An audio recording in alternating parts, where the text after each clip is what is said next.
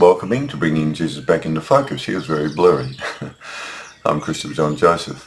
Born into the Jewish Christian Catholic Church. I left when I was 16 or 17 because they were teaching that the Jewish God Yahweh is one God. That's a lie. They worship a war god, a brutal killing, revengeful, genocidal war god, just like the Romans, the Greeks and the Egyptians. The Egyptian war god Sekhmet, if you study what the Egyptian war god Sekhmet was like, a brutal murdering, slaughtering killer, like all war gods, but also breathed fire. Now, if any of you have studied the Jewish religion, which I've never bothered much about myself because I'm a Christian, but obviously Yahweh does incinerate children sometimes when they bring him the wrong offering. They bring Yahweh a peanut butter sandwich and he wanted a cheese sandwich, so he incinerated them. That's a war god. That's like taking a, peanut butter sandwich to Vladimir Putin. He wanted cheese and he kills you. He's a little war god. He's a little man, a little war god, and mentally insane. Anyway, look, I investigated things recently because when I left the Jewish Christian Catholic Church, I took Jesus with me in his words. I knew his words were correct. Why were they teaching the Jewish religion, which is not Jesus? This war god's not Jesus. Why were they saying this book of Revelation belongs in the Bible? That's ridiculous. That's the most slanderous book ever written about Jesus that I know of. I don't even know of any atheist who's written a more disgusting, filthy account of Jesus than the book of Revelation. Think about it. Think about what Jesus is instigating, what he's the catalyst for. Sickness, starvation, war, poisoning rivers. Jesus is the instigator and catalyst. It even says he's the only one who can cause it to happen. That's Satan who does that. It's not Jesus. He does the reverse. He miraculously heals. He multiplies the loaves and fishes to feed the hungry. He doesn't starve you to death. And he doesn't incite children to go to war. He says, love your enemies. Do the opposite. That's a satanic book written by an apocalyptic Jew to assassinate Jesus and the true loving spiritual creator of Jesus. So I had to do translations of the Gospels for Christians because there aren't many of us left in the world.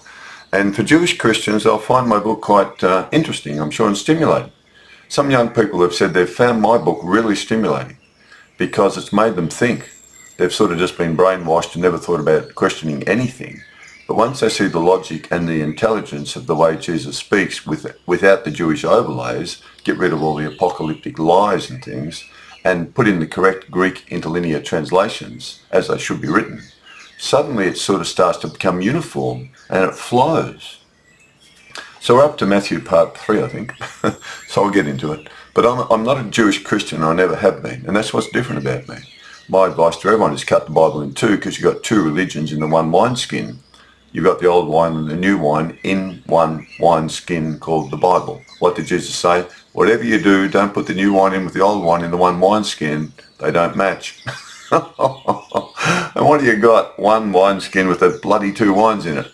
Cut them in half. Stick the Jewish religion up on the shelf. We're not Jews. If you're a Christian, take out the book of Revelation and burn it. Or if you want to, stick it where it belongs in the old Jewish Testament in Daniel. Because it's the book of Daniel. It's nothing to do with the Gospels. I'll read the back of the book and then we'll get back onto Matthew part 3, I think it is. Jesus taught we can all experience an inner spiritual awakening if we search for it. He called this the treasure hidden in the field of earth or flesh. This is our eternal spiritual identity, empowered only by the loving spiritual life force of our loving spiritual creator. Our bodies of flesh are only temporary and empowered by earthly things, and all flesh dies. Only our spiritual body and soul mind of love lives on to come into the presence of our loving creator, to reap as we have sown. His teachings and spiritual way of love and non-violence can help awaken us all into a new spiritual life here on earth, leading us to the heavenly spiritual world of love after death. Jesus taught we all have two different bodies with us in one, and he said that the spiritual body, being eternal, is the most important to be healthy and well in spirit. He provides us with the spiritual instructions to follow and become at one with, to be awakened and transformed into spiritual children of the light of our loving spiritual creator in heaven. We then help awaken other children to become spiritual and bring peace and heavenly love to earth for all in need. These translations of the Gospels of Jesus remove the Jewish overlays and distortions placed over the universal teachings of Jesus and spiritual way of non-violence and love. Our mortal minds change from being dualistic into singular, Singular minds viewing all things through the eye of love. Jesus said, if your eye is single, you will be filled with light. But if dualistic and divided, you will be filled with darkness. Jesus said not to mix his new spiritual way of understanding our loving Creator with the Old Testament dualistic God of the Jews, or you will lose the understanding of the one true, loving, spiritual Creator of our spiritual lives, and not realize who you really are as the spiritual children of only love on earth. These Gospels help focus his message of the loving way to reach the heavenly spiritual world from earth after death. We'll move into Matthew part 3, I think we're up to. Students become teachers. Matthew 10:24-26. Jesus said, a disciple is not above his teacher, nor a servant above his master. It is fulfillment that a disciple becomes the same as his teacher. Important words there. It is fulfillment that a disciple becomes the same as his teacher, for when he is fully taught and understands the spiritual way, he will be like his teacher of the way, just as a servant will be like his master. Now right there, Jesus is saying, you can be just like me. The Jewish Christians will tell you no one can be like Jesus. Only Jesus can be like Jesus. Only Jesus is perfect. Oh, no one, oh, he was sin-free. Oh, he never had to overcome temptations or something. Or he never sinned. He was perfect, perfect, perfect, perfect, perfect. No one's allowed to be like Jesus. What does Jesus say here? It is fulfillment that a disciple, we're all followers of Jesus, right? He's the teacher. It is the fulfillment. It's the aim. It's the goal. What the goal of me as a teacher is, it is the fulfillment that a disciple becomes the same as his teacher. It's Jesus saying, it's my goal is to help you become the same as me, exactly the same. A spiritual child awakened fully on earth before your body of flesh dies, so you can go to heaven, just like I'm going to, and we'll be the same. A spiritual child filled with love, who awakens on earth, is exactly the same as another spiritual child who awakens filled with spiritual love from heaven on earth, and another child, and another child, and another. And it doesn't matter what race, religion, whatever. Once you become a spiritual child filled only with the heavenly spiritual life force of love and non-violence, you're all in the same family. You're already halfway to heaven. You've already got one foot on the shore of heaven. And you'll be just like Jesus. So don't listen to these Jewish Christians I've heard saying, oh, no one can be like Jesus. That's impossible.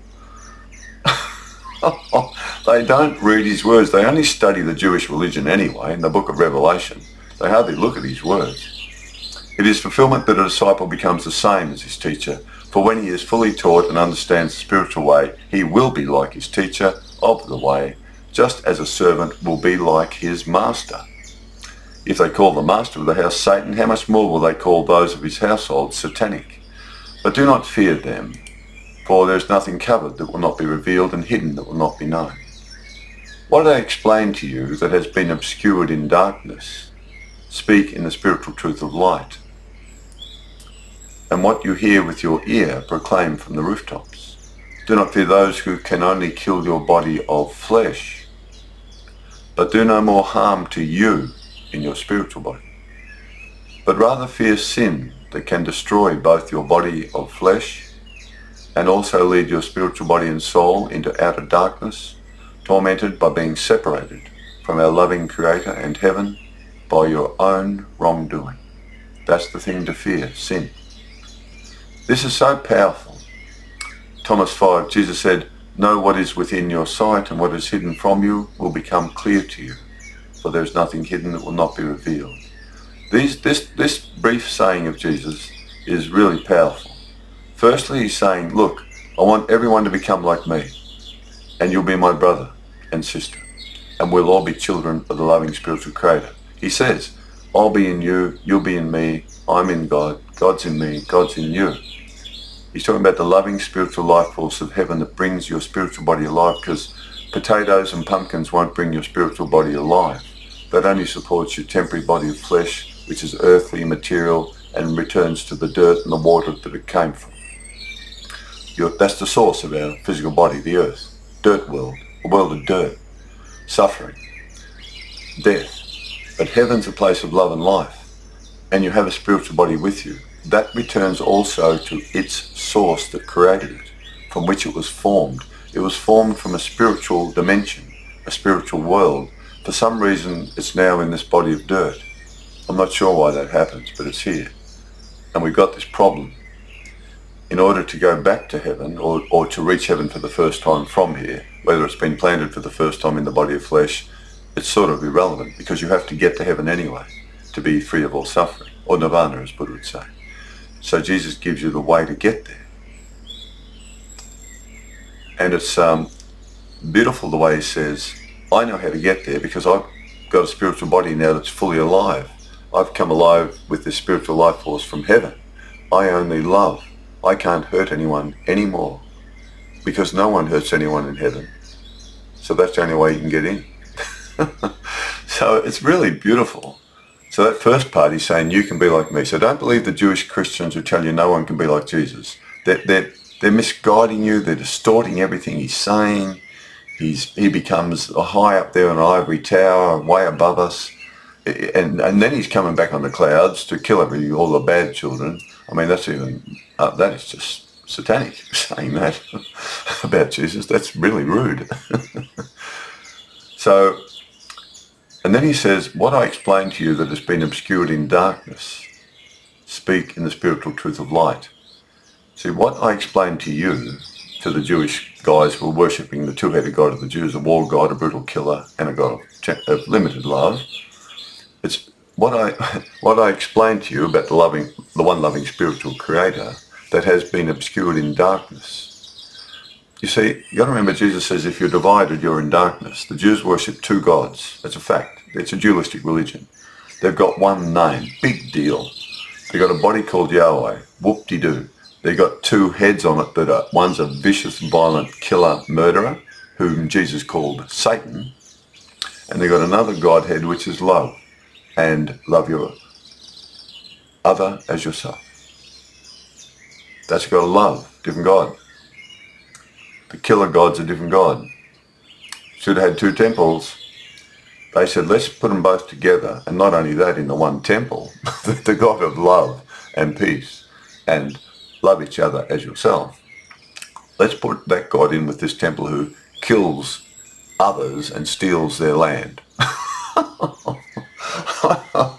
I mean, the blatant, obvious truth of that is just stunning. But if you just tell a lie long enough, oh no, there's only one God there. And I've met Jewish Christians who believe that rubbish. It's extraordinary. And then they teach that to other children and say, oh, you're a Christian now. You believe that this murdering war god is the God of Jesus. Oh, you're a good Christian. They're a good Jew. They're not a Christian.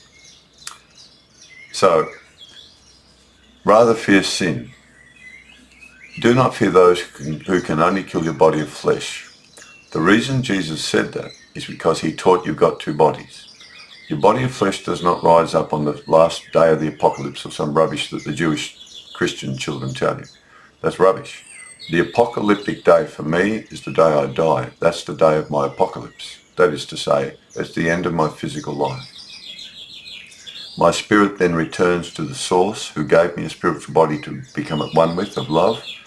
All that matters then is, am I ready to enter heaven in my spiritual body, which is beautiful and perfect, and my mind is only love, providing I'm already that person now, here in this dangerous earth world. And that's what Jesus and Buddha are all about. Create this beautiful singular mind of love in you now. You can do it. You've got to concentrate. You've got to meditate. You've got to read these words. You've got to think about these. Think about heaven. Believe in heaven. Believe in a place you can't see that's so perfect and beautiful that the only children that are allowed to come there, that can enter there, are children of love. Simply because a child who's evil can't enter. It's sort of like a dark shadow tries to come near the light and it's destroyed. The shadow figures surrounding your spiritual body, we call sin or evil doing, murders, they have to be cleansed before you can enter heaven. That's the suffering of the hellish burning realizations, which the murderers, the mass satanic murderers of the wars going on at the moment in the world, they're all Satan's children, all of them. Whatever side they're on, I just say, well, you're all Satan's children. You picked up the gun. That's it. You belong to Satan. So we pick up the Band-Aid and put it on the wound of the ones that they kill or shoot or wound. We're the children of life because we're children of the loving spiritual creator in heaven. We're heavenly children. They're children of Satan and hell. They're all in the armies and navies and air forces of the whole world. So they're all satanic children because they worship death. And only Satan is sort of associated with death. The loving spiritual creator is true life. But we have a spiritual body. That's the body you have to get into to have true life in heaven. So Jesus says, the truth has been obscured in darkness, division. You Jews have been divided within yourselves because you worship a war god and a god of love. That's a division within yourself, light and dark, hate. Love Jews, kill these foreigners. That's division. So what was obscured, he's saying, is you didn't understand there's only one God and she is only love. The good prophets, Jesus says this, they were trying to lead you out. But now I've really become connected to heaven and I know how to get there. Not even the good prophets did that, but I know now, as Buddha did too, except he called it nirvana. A place of no suffering where you exist and your mind is undisturbed by any evil forever. That's your true identity. That's your true mind. We have to fight to have that mind here, and don't stop fighting. You've got to fight for that mind. Really fight. But you need a good Buddhist monk, or there aren't any Christian teachers I know of that know this. Jewish Christians will teach you evil things, so don't be careful about them. They won't teach you the truth about Jesus or who God really is. They'll say Yahweh, the two-headed God of the Jews, is the God of Jesus. Don't go there. Don't listen to them. Jesus is love. If you're in a Jewish Christian church, you can still get to heaven, don't worry, but you just concentrate on Jesus and his words. Ignore the book of Revelation, ignore the Jewish religion, and you can just become filled with the love and the way of Jesus, and you'll get to heaven. You don't have to leave a Jewish Christian church, but the Jewish Christian churches have to evolve and no longer be Jewish and Christian, because they're worshipping a different God, the Jews. So it's a two-headed God, you see, it's a perverted God. So Jesus taught we can all become exactly like him right now by understanding his teachings and spiritual way to awaken our spiritual life. He is not the only child of our loving spiritual creator, as the Jewish Christians wrongly teach, but certainly a fully awakened child, as we must also become. In the Thomas saying, Jesus is telling us if we understand the nature of the temporary material world around us, we will realize it is not perfect and search for the spiritual heavenly world instead, which is perfect, which will then come into view in our life on earth. Jesus often said, you've got to let go of the material world and become spiritual in many different ways. Don't worship riches, don't worship money and wealth. It's harder for a rich man to get into heaven than a camel through the eye of a needle. Once you realize how everything in this world's dust and dirt, including your body, search for something that's more lasting, everlasting.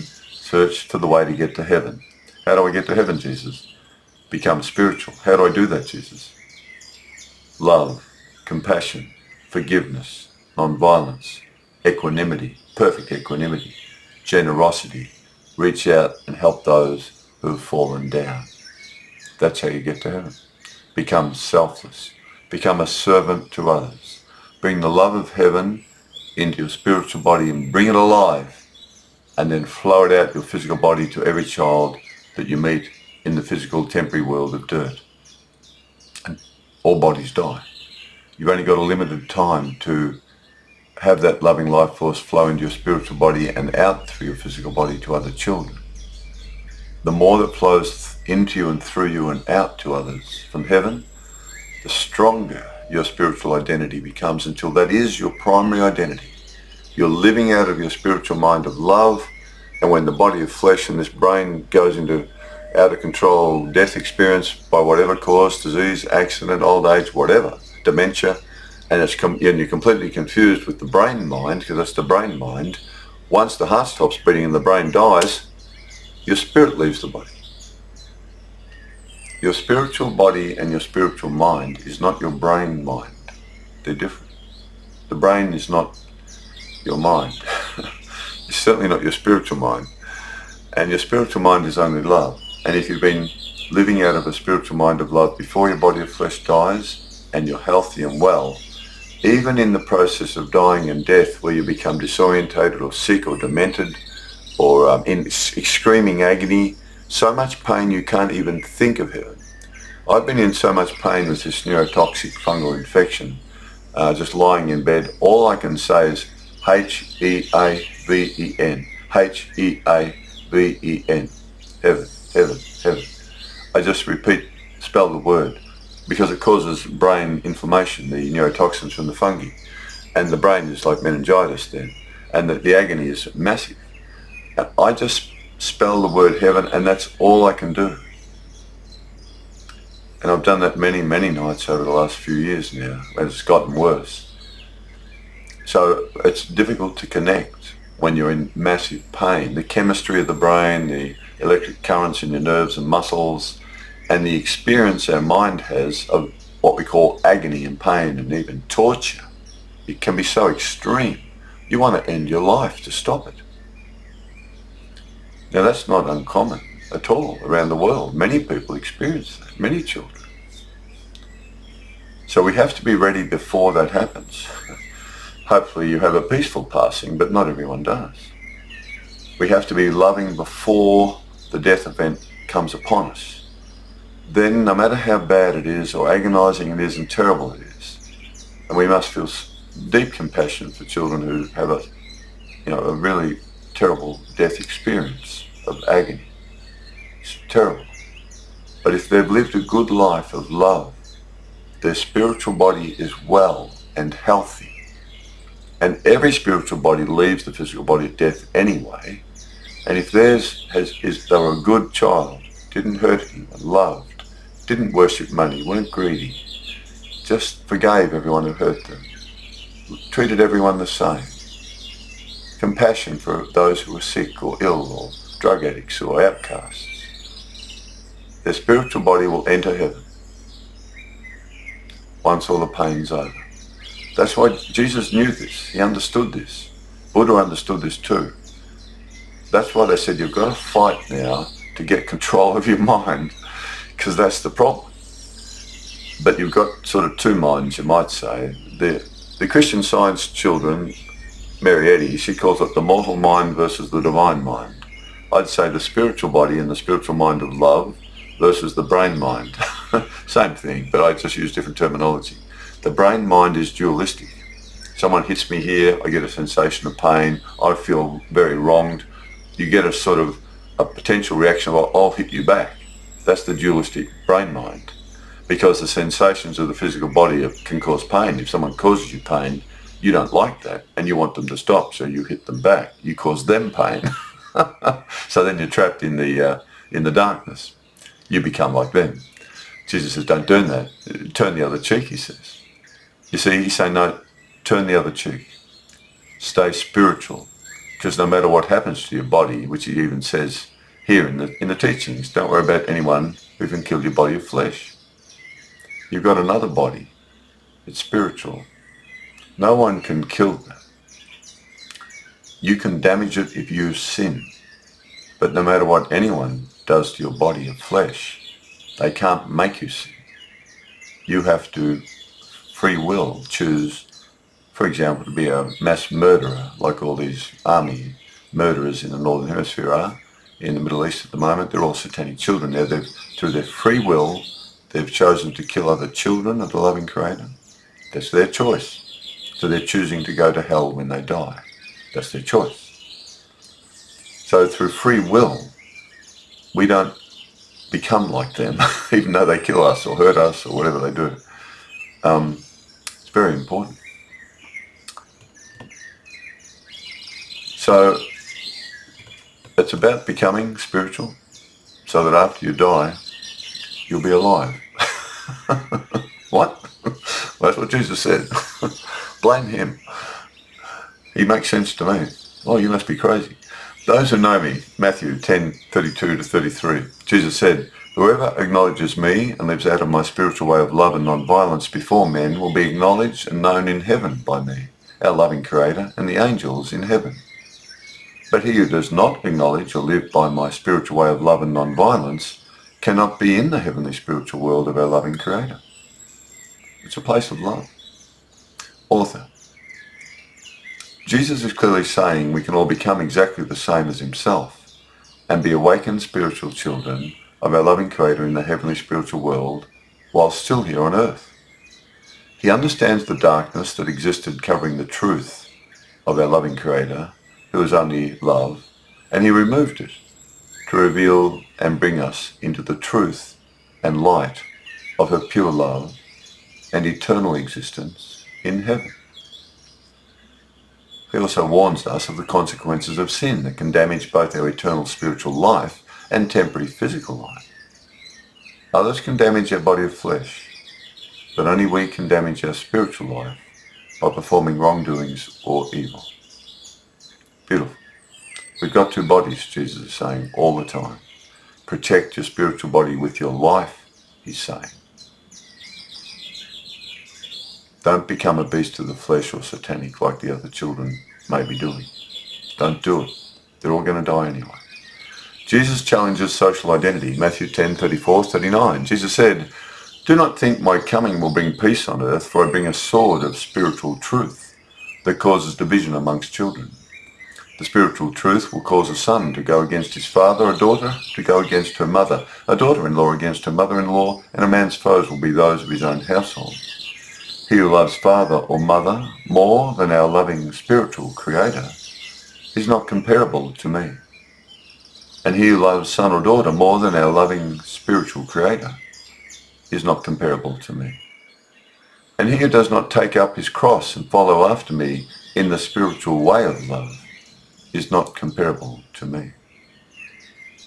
He who finds only his earthly life of flesh will lose it. But he who loosens himself from his life of flesh by following my spiritual way and teachings will find his spiritual life. Two bodies, two different worlds. I came to cast the fire of spiritual light upon the earth, and I wish it were already alight. I have a baptism to undergo, and I must hold this all together until it is fully accomplished." Thomas 82, "Whoever is close to me is close to the fire, and whoever is far from me is far from the heavenly world." Jesus uses the term fire and light in a number of ways, but we are children of light, he said, if we become spiritual children of heaven. And fire, of course, is what gives light. Fire also, though, consumes evil. The children who are going to, these satanic children who are the murderers in all the armies of the world at the moment, as they all die, if they don't repent, of course, they can be saved if they repent and stop murdering and say sorry to the world and everyone. The damage it's done is just unbelievable, the murder. But the thing is, they can still come to the light, but they're covered in dark, filthy shadow, you see. And you've got to remember, the spiritual loving Creator is light, is life, true spiritual life, but also truth. Remember, Jesus said we must come to heaven in spirit and in truth. Now that means, first of all, I have to be my true spiritual identity that she gave me to become at one with. Are you truly my spiritual child, Christopher? She'll say. Did you love others? What about all those children in the medical profession who wouldn't give you the medicine and wanted you to die? Did you hate them? No. I felt sorry for them. For two reasons. They're incompetent and negligent.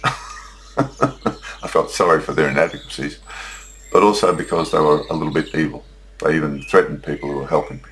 That's easy. I felt sorry for them because they lacked your love. I forgave them. Then the loving Creator would go, "Good, I saw you forgiving them. I knew it was hard for you to do that, but you did it." I said, "Yeah, I don't want to hate anyone. I don't want to hurt anyone." And then it'd be, "Did you help anyone?" I said, "Well, I was pretty sick, but when I saw a homeless person, a drug addict in their local shops there, I ask them if they want any food or drink. I get to know them. I sit down. I give them a bit of time. I couldn't do much else, I'm afraid. I was too ill. That's all I could do." And the loving Creator goes, "That child was my child. Thank you for loving my child who was so sick." and so broken down, drug addict or whatever, homeless. Thank you for loving him or her. That's my child. Thank you for loving my child for me. I'll go, I wish I could have done more. And then the loving Craig go, I could see you were very ill and in a lot of pain. It's amazing you even did that. See, as long as you know you're doing your best, that's all she wants to know. And she knows. Anyway. So Jesus is constantly saying, he who loosens himself from his life of flesh by following my spiritual way and teachings will find his spiritual life. You've got two bodies. His teachings are beautiful, but they make sense once you get rid of the Jewish poison, and the Jewish Christians are really, they're really messing things up so much. You know, your spiritual body leaves at the time of death. Get ready. And he said, be careful. You don't know when it's going to happen. He said, he warned us, be spiritual today, be loving today, be forgiving today, because you could die tonight. That's the truth of his teaching. Buddha's the same. When you die, that's it. Time's up. You have no more time to become spiritual. It's over. How spiritual are you? How filled with love are you? That's all that matters at the time of death. The pain and suffering, well, as a Dominican priest said to me once when I asked him about death, he said, don't worry about death, it's not important. He said, hold on to your spirit, that's important. He wasn't being flippant. He didn't mean death's unimportant. He was saying the ultimate truth that Jesus taught. Death has to happen anyway. But your spirit, if that's in trouble, then when your body or flesh dies, you're going to be in further suffering. You don't want to be in further suffering. Keep your spirit clean, filled with love. Live out of your spiritual life now and you'll be fine after death. Author, the spiritual truth of the one loving spiritual creator that Jesus taught about contradicted the two-headed God Yahweh belief of the Jews. This caused serious division within the Jewish community between the believers of the old false dualistic God Yahweh and the new believers in the one true loving spiritual creator of Jesus. Jesus warns them they will face serious opposition from within their own social structure if they believe him. He also states we should hold our loving spiritual creator above all other loves, for she gives us all true spiritual life. And we must find and move into our primary spiritual identity by following his way and not be overly attached to our physical body or social identity, which all end at death anyway. If we stay close to him and his way, we will be close to heaven. So true. He and Buddha were pacifists, non-violence and love. That's why I love them both so much. My birth teacher, my birth spiritual teacher, my main teacher, given to me by my mother at birth, and my father was more, I often asked him about spirituality. He said, if I was anything, I'd be a Buddhist, he said. So I thought, they're my two favourite teachers, Jesus and Buddha. He was an engineer. He had a very clear mind, sharp, razor sharp mind, brilliant engineer. So for him, he manifested love in a practical way, employed people, gave them jobs. Some of them worked for him for about 40 years. And I mean, they paid off their homes, brought up their kids, educated them, paid all their bills because of him. My mother was just totally spiritual, just a beautiful mother and beautiful person, just radiated the love of heaven through her being. Her spiritual being was so alive. Her spiritual body was so alive. But she also had a very clear mind. I say to people, my mother had what's called intelligent faith.